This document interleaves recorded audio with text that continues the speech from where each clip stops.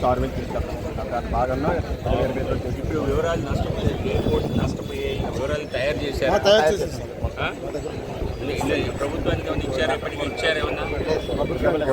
మీ compensation media చెప్తున్నా sir, మీడియాతో చెప్తున్నారు ఇస్తాం. ఎలా అంటే దేవాడి పోయిన తర్వాత యాటకి వెళ్ళేది సార్. యాట నుండి వచ్చిన తర్వాత చేపలు అమ్ముకోవాలన్నమాట. ప్రతి ఒక్క బోట్లో 2 లక్షలు 3 లక్షలు 4 లక్షలు జరుగుతుంది. చేపలు ఏ నుంచి